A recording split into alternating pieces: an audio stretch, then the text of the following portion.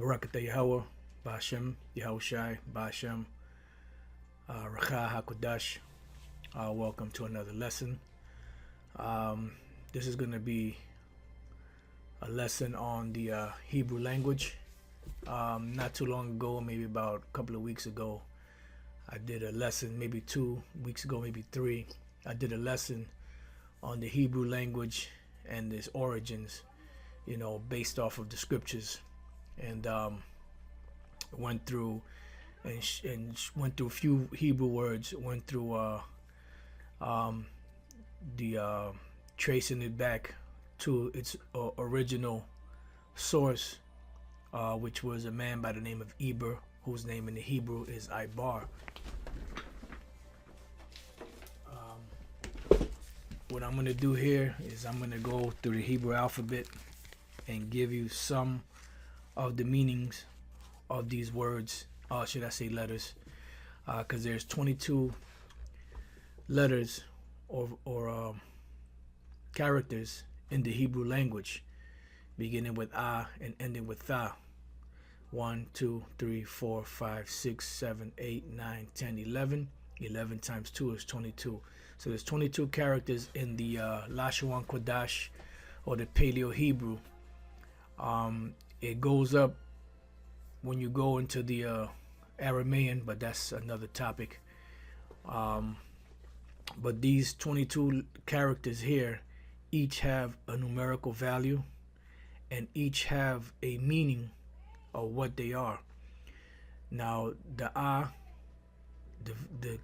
the numerical value for I is 1, the Ba is 2, Ga is 3, Da is 4, Ha is 5, Wa 6, Za 7, Cha 8, Ta 9, Ya 10, and then you have the Ka, La, Ma, Nasa, Ipat, Za, Kwara, Shata, which goes, Ya is 10, 20, 30, 40, 50, 60, 70, 80, 90, 100, 200, 300, and 400. Okay, those are the numerical values. That's why when you go through Revelation, the 17th chapter, and the 5th verse, and you have the right translation of it, and you add all those letters together in certain groups, they all add up to 666, because there's a numerical value to the Hebrew language. Why is the Hebrew language important? Because we are Israelites and our language is the Hebrew language, and we are going back to that language. And the names of the Heavenly Father and of His Son are in the Hebrew language. You have here in the book of Acts, the 26th chapter, when Yahushai, whom the world ignorantly calls Jesus Christ, when he came to the Apostle Paul spoke different languages. But let's see what language the Messiah spoke to him in. Acts 26 and 13. At midday, O king, I saw in the way a light from heaven, above the brightness of the sun, shining round about me and them which journeyed with me. This is Paul giving an account of what happened to him on his way to persecute the Israelites that were teaching about Yahushai. It says, and when we were all fallen to the earth, I heard a voice speaking unto me and saying in the Hebrew tongue. So this voice that spoke to Saul, whose name was later changed to Paul, that the voice that came out spoke in the Hebrew tongue, or in the Hebrew language. It says, Saul, Saul, why persecutest thou me? It is hard for thee to kick against the pricks. And I said, who art thou, Lord? And he said, I am Jesus. Now here it says Jesus, but we know that that's not the Lord's name, because it said that the language that this voice spoke to him in was in the Hebrew tongue, right? So he says, he said, I am Jesus, which we don't like saying that, whom thou persecutest. So this name here, so-called Jesus, translates back from this is from the Greek Jesus, which goes back to the Hebrew origin, which really should be Yahushai, but they have an extra Y here, Yahushai, which it really should be Yahushai. Okay, so that's who came to the Apostle Paul. His name was Yahushai. He said, I am Yahushai whom thou persecutest. And when Yahushai came to him, which he was already resurrected up into in the heavens, he spoke to the Apostle Paul in the Hebrew tongue. Okay? So that's letting you know that the language of the heavens is the Hebrew tongue, the Hebrew language. All right? Now, it says here in the prologue to the book of Ecclesiasticus in the Bible, or Sirach, the prologue of the wisdom of Jesus, the son of Sirach, or the wisdom of Yahushai, the son of Sirach.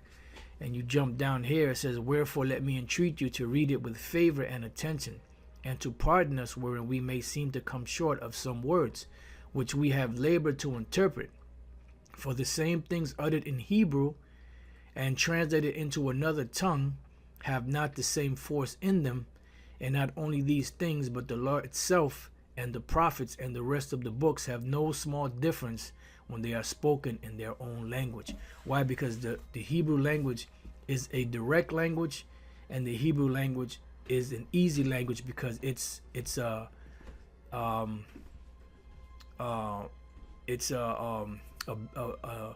don't want to say it to sound wrong, but it's a base language. Not that it's base as far as being low and despicable, but base as far as being simple, you know. And it's very simple to be understood. Matter of fact, let me get that in the book of 1 Corinthians real quick. The 14th chapter. Bear with me one second. 14 and 8, I believe it is. For if the trumpet give an uncertain sound, who shall prepare himself to the battle? So likewise ye, except ye utter by the tongue words easy to be understood, how shall it be known what is spoken? For you shall speak into the air. So really we're supposed to be speaking words easy to be understood. Why? Because our language, the Hebrew language, the LASHAWAN QADASH, is an easy language to be understood. It's an easy language to be spoken. And it's the primary language. I should have used the word primary instead. It's the primary language above all languages on the planet, because it was the first language that was ever spoken by all peoples of the earth when they were together as one. And this is Ezekiel 3 and 4. And he said unto me, Son of man, go get thee unto the house of Israel, and speak with my words unto them. For thou art not sent to a people of a strange speech and of a hard language, but to the house of Israel. Not to many people of a strange speech and of a hard language, because these other languages that come out, that stem out of the Hebrew, are harder languages to be understood and to be broken down, because they have many more components to them. But the Hebrew language is very plain, very direct, you know, like the Apostle Tahar, Apostle Elder Tahar, just did a video on the Holy Spirit, you know, because some brothers were saying Kodash Rakah, because you're thinking in the English like the Apostle Tahar said, you know, but it's really Rakah Kodash, because the subject goes first. And even in the Spanish language and other languages, it's the same way. Like in school, in high school, and, you know, and even throughout, you know, my childhood, and, you know, as I grew up, people, you know, Jake, especially Judah, you know, would make fun of Ephraim, because they would say paper toilet. They say it's not paper toilet, it's toilet paper. No, but it was paper toilet, because the correct way of saying it is paper toilet. But in the English language, you say toilet paper. But when you speak Spanish, the way it's set up like the Hebrew. You know, you bring out the subject first, and then whatever describes it after. So toilet paper. Paper toilet. You know, and they would make fun of him and throw me that book. You know, and things of that nature. They would make fun of him because it was flipped, but it was really the right way of saying it. You know, so the Lord said that he didn't send us to people of strange speech and of a hard language. So the Hebrew language is very direct, very easy to understand. And the Lord gave Adam that language. And that's why he went and he let Adam name all the animals, you know, and whatever he named them, that's what the Lord gave the names to of them. Genesis 2:18, and the Lord power said, it is not good that the man, I just want to jump to the point, verse 20. And Adam gave names to all cattle and to the fowls of the air and to every beast of the field, but for Adam there was not found a helpmeet for him.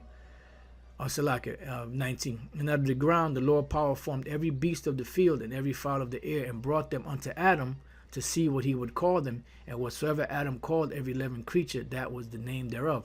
So Adam named these different animals, and it was pretty much a basic, easy thing that he called them. And you have some examples of that in the actual Hebrew language, or actually one actual example. I'm trying to get to it. Okay, now what we're gonna do, is we're gonna go through the alphabet, and we're gonna give you how to pronounce the letter and what the letter means. Now, keep in mind that not every letter has or they don't have the meaning for every single letter, because some of it was lost, and some of it is speculation. But what we do have, we will deal with, accordingly. Okay, so the first letter in the Hebrew alphabet is a ah, and it's pretty much just pronounced ah, and that's pretty much how you pronounce every letter, in the Hebrew alphabet, except for the I. You have the I here, that's the only letter in the Hebrew alphabet that's pronounced differently from the other ones. You have the ah sound, and then you have the I sound. Like you have the name or the word Malak, which means king. That's Malak. That's just one sound as far as the ah is concerned. But then you have the name Yahawashi, which you have the ah and the I sound in Yahawashi's name. Okay, so the ah comes from a Hebrew word alap, which means the number 1,000, or it could mean also cattle. Okay, and then when you take this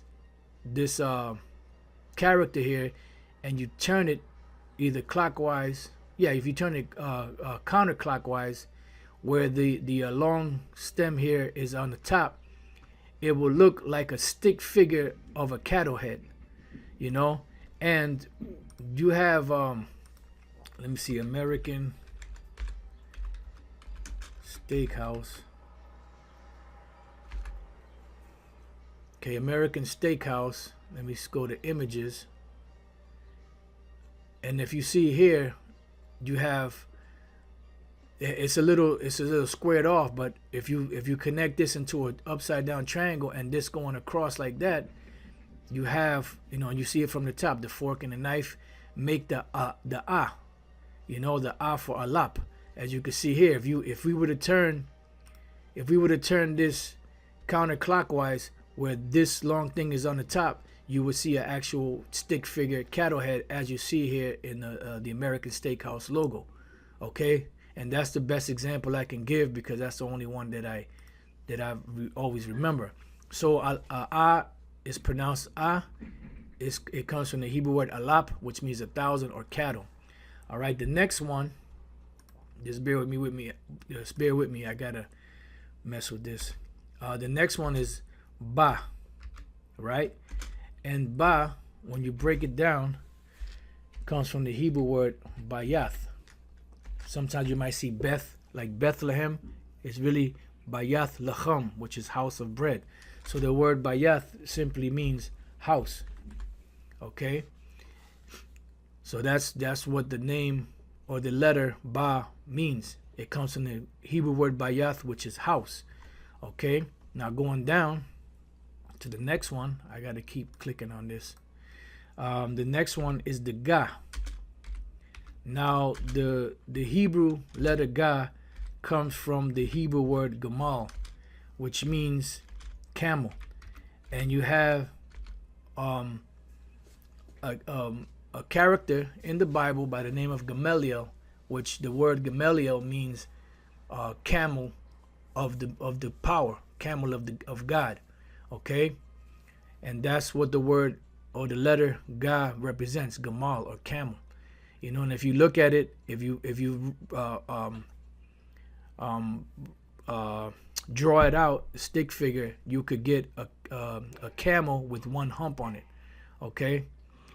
Now the next letter is the letter Da, and the Da is pronounced Da, and then the Hebrew word for Da is Dalath, which means door, and pretty much represented the door of a tent.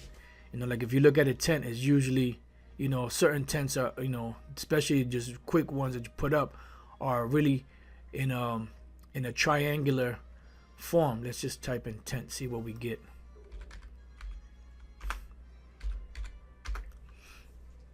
See, it's they're usually like in a triangular form. You know, they get fancy now. But that was the door, because you were going through the door. That's the lath. You were going through the door. Okay? So that's what the da represents. And that's the fourth letter in the Hebrew alphabet. And the numerical value of this is the number 1. Okay? The numerical value of the ba is 2. I just put it right next to it. The numerical value of the ga is 3. Okay, the numerical value of the da is 4. Okay, now the next letter we have is the letter ha, which the pronunciation is ha, and there's no for this particular one, there's no they don't really have a word for it, you know, what it means. But if you look at it, it kind of looks like if you turn it sideways, it kind of looks like a rake or some kind of farming tool, you know. But we don't really know what it is. You know, Esau tries to give, you know, names to everything, but you know, so far as we know, which, you know, what the scriptures say, we know in part, so we prophesy in part. So the next letter that we have here is the wa, which is pronounced wa, and it comes from the Hebrew word wawa, which means hook. Okay, it means hook. All right, and you can see it looks like a hook, you know. And then the next one, the next letter after the Salakia, the numerical value of the ha is 5, and the numerical value of the wa is 6. Okay, the next letter, which numerical value of it is 7, is the za. Oh. Okay, for some reason it jumped to a, okay, I know why, because I never changed it. Alright, za, which the letter za comes from the Hebrew word zayan,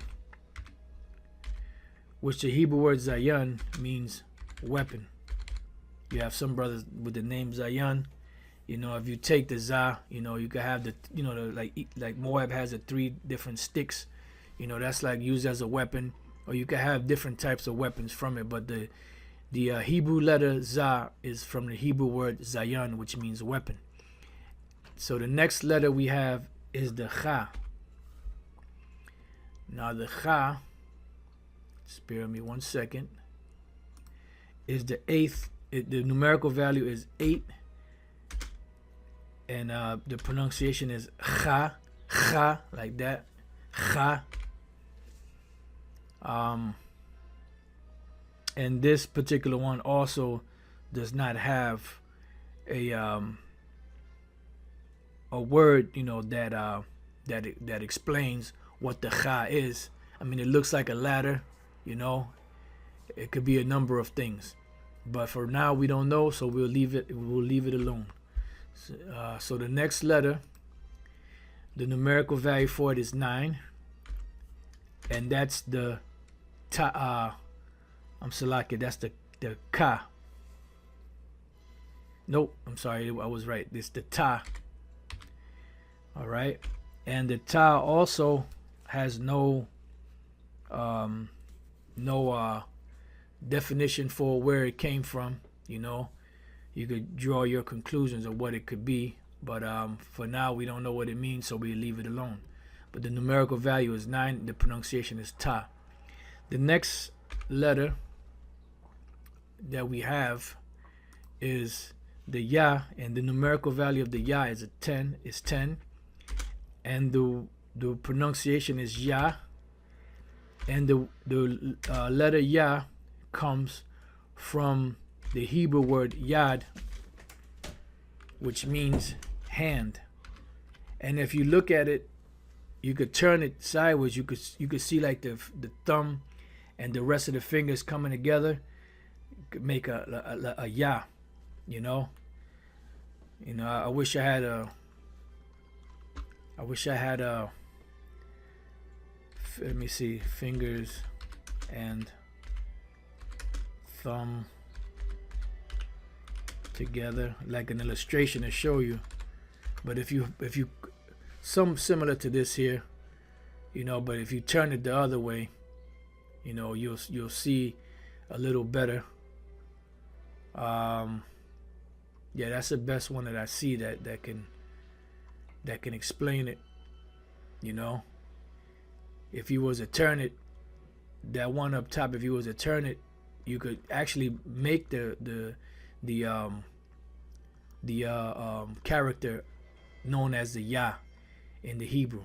Okay, so it goes. It's hand. Okay, the next letter in the Hebrew alphabet, which numerical value is 20. Why it jumps to 20, I have no clue, no idea. But what we know in part, we'll get in the kingdom. And this is the ka. All right, and the ka, which is pronounced ka, comes from the Hebrew word kap, which means palm of hand. Okay, and when you look at the palm of your hand, let's see if they'll show something here. Palm of hand. If you look at the palm of your hand, you could kind of see the ka, like right here. If you look at this is how the ka. It goes in a semicircular, and then it has the lines inside of it. That's the ka, or kap. See, ka, that's kap. It's palm of the hand. Okay, and that's what the ka signifies, the palm of the hand. All right, the next letter that we have, the numerical value is 30, and that is the la, which comes from the pronunciation is la, comes from the Hebrew word lamad, and this is very easy and simple. It's not hard to be understood. It doesn't give you a headache trying to figure it out, because that's how our language is. Our language is very easy to be understood, but these devils want to make it hard. That's why they put all that other nonsense in it. So the word la is numerical value 30, pronounced la. It's from the Hebrew word lamad, which means learn. And if you look at the la, certain instances it looks like a coiled up serpent, because a serpent is supposed to be known for its wisdom. So that the la is 30, la, lamad, to learn. Okay, the next Hebrew character is the ma, and its numerical value is 40. Pronunciation is ma. Comes from the Hebrew word mayum, which the Hebrew word mayum means water, and it kind of looks like waves of the water. It looks like waves of the water. All right, so that's what it means. Okay. The next one is the na, and if you're bored of this lesson, then you could always move on to something else. There's booty shaking videos on YouTube. You could go to Nate and a fun day, and all that other good stuff that if you want to go to that. The next letter is the na, which numerical value of the na is 50, and the pronunciation is na. And this one also does not have a meaning of what it is. We can only speculate, but we'll get everything perfect in the kingdom. Okay, now the next letter on the list is, let me just get that, numerical value is 60. it's the sa, and sa comes from the Hebrew word samak, which means support. And if you look at this, you turn it to the side, it looks like a support, some type of support, you know? And that's what it means. It means support. All right, that's the sa. The next one, next letter on the list is the only letter in the Hebrew alphabet that has a different